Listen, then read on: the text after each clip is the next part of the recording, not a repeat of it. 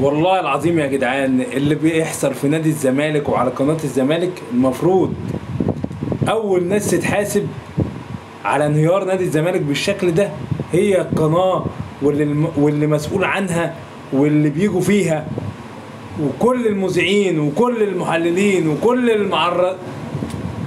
مش عايز اغلط بس والله ما عايز اغلط. يعني من يومين يقول لك مرتضى منصور هو المنقذ لنادي الزمالك، مرتضى منصور هو اللي عمل نادي الزمالك، مرتضى منصور هو اللي جاب لنادي الزمالك. ومن النهارده يقول لك اللجنه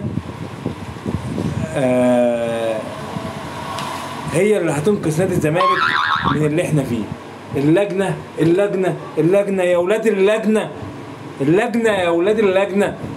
ويقول لك كان ايام مرتضى منصور يقول لك اللجان الالكترونيه، ده انتوا لجان فضائيه. اقسم بالله ما شفت في حياتي ناس بالوساخه دي، عمري في حياتي ما شفت ناس زي اللي كانوا بيجوا على قناه الزمالك دول. وايه سبحان الله مصيرهم كله واحد. عندي خالد الغندور اتطرد، ادي صبحي عبد السلام اتطرد، ايهاب الفولي انباء النهارده ان هو مش هيطلع على قناه الزمالك. يا نهار اسود يا جدعان، يا نهار اسود.